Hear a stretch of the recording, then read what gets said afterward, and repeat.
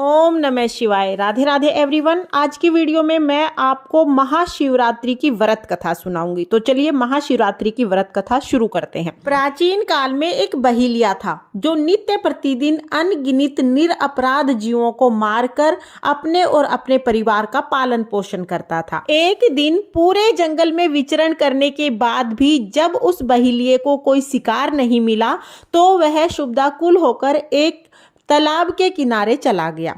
उसी स्थान पर एक बेल के वृक्ष के नीचे शिवलिंग स्थापित था। बहिलिया जाकर उस बेल वृक्ष के ऊपर बैठ गया और वहां बैठे बैठे पत्तों को तोड़ तोड़ के नीचे गिराने लगा। बहिलिया को बिल्कुल नहीं पता था कि पेड़ के नीचे शिवलिंग स्थापित है। बहिलिया तो बेल पत्र के वृक्ष के ऊपर बैठकर अपने शिकार का इंतजार कर रहा था। जैसे ही कोई पशु तालाब में पानी पीने आएगा, बहिलिया उसे अपना शिकार बना लेगा।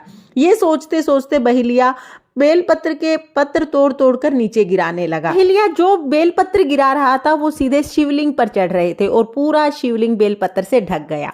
कुछ रात बीत जाने के बाद गर्भवती एक हिरनी उस तालाब में पानी पीने के लिए आई। बहिलिये ने जैसे ही शिकार करने के लिए निशाना साधा, हिरनी बोली, हे व्याध, मैं अभी गर्भवती हूँ, प्रसव बेला भी समीप है, इसलिए इस समय मुझे मत मारो, मैं प्रजनन क्रिया के बाद शीघ्र ही आ जाऊंगी। बहिलिया उसकी बातों को मान गया। थोड़ी रात व्यतीत होने पर एक दूसरी हिरनी उस स्थान पर आई।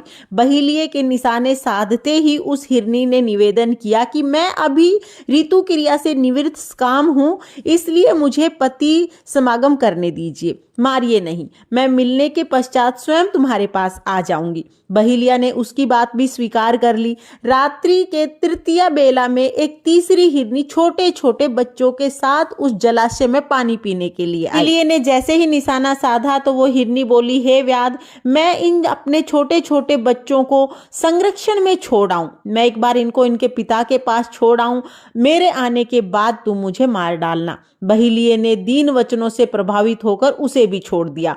प्रातः काल के समय एक मांसल बलवान हिरण उसी सरोवर पर आया। बहिलिये ने पुनः अपने धनुष बाण निकाले और शिकार करना चाहा। यह क्रिया देखते ही हिरण व्याध से प्रार्थना करने लगा, हे व्याधराज, मुझसे पूर्व आने वाली 3 हिरणियों को तुमने मारा है तो मुझे भी मार दीजिए, अन्यथा अगर वे तुम्हारे द्वारा छोड़ दी गई हैं तो मैं उनका सहचर हूं, एक बार उनसे मिलकर आऊं, उसके बाद आप मुझे मार देना।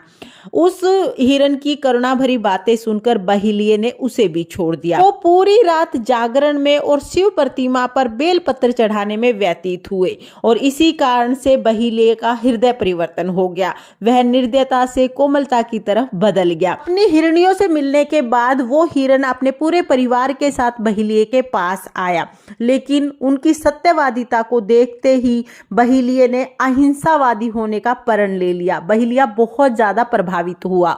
हिरण के परिवार का सत्याग्रह देखकर बहिलिये के आंखों से आंसू झलक गए।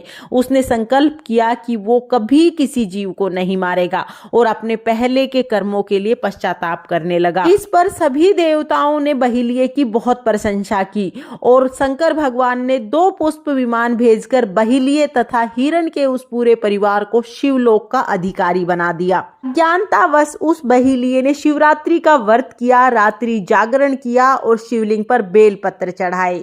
इस तरह से शिवरात्रि का व्रत करने के प्रभाव से बहिलिये को शिवलोक का अधिकारी बनाया गया। जो भी मनुष्य महाशिवरात्रि का व्रत पूजन करता है उसकी सभी मनोकामनाएं पूर्ण होती हैं और अंत में उसे शिव धाम में स्थान मिलता है। हे भोलेनाथ, जैसे आपने बहिलिये का कल्याण किया वैसे ही इस कहानी को कहते सुनते हुकारा भरते सबका कल्याण करना और सबकी मनोकामनाएं पूर्ण करना। ये थी महाशिवरात्रि की व्रत कथा। अब हम एक गणेश जी की कथा जरूर सुनेंगे।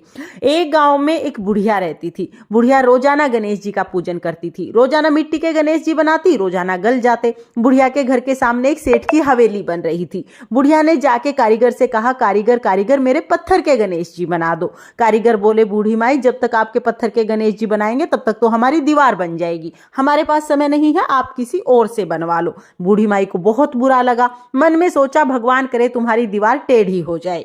अब जैसे जैसे ही कारीगर दीवार बनाए दीवार टेढ़ी हो जाए, फिर दीवार बनाए फिर दीवार टेढ़ी हो जाए। सुबह से शाम तक दीवार को गिराने और बनाने में ही चली गई। शाम को सेठ जी आए तो बोले कि आज कोई काम नहीं हुआ है। कारीगर बोले काम तो बहुत कर रहे हैं, लेकिन सेठ जी जैसे ही हम दीवार बनाते हैं दीवार टेढ़ी हो जाती है। फिर सेठ जी को बुढ़िया वाली सारी बात बताई। सेठ जी ने कहा मुझे बुढ़िया के पास लेके चलो। कारीगर सेठ जी को बुढ़िया के पास ले आए। सेठ जी ने हाथ जोड़कर बूढ़ी माई से कहा, हे बूढ़ी माई, हम आपके पत्थर के नहीं सोने के गणेश जी बनवा देंगे, आप हमारी दीवार सीधी करा दो। गणेश जी तो सारी बात सुन ही रहे थे। जैसे ही साहूकार ने सेठ जी ने ये बात कही वैसे ही सेठ जी की दीवार सीधी हो गई। सेठ जी ने भी बूढ़ी माई के लिए सोने के गणेश जी बनवा के दिए। हे गणेश जी महाराज, जैसे आपने सेठ जी की दीवार सीधी की वैसे ही इस कहानी को कहते सुनते हुकारा भरते सबके सब कार्य सीधे करना। जैसे बुढ़िया की मनोकामना पूरी की वैसे ही सबकी मनोकामना पूरी करना। ये थी गणेश जी की कथा। इस तरह से महाशिवरात्रि की व्रत कथा पूर्ण होती है।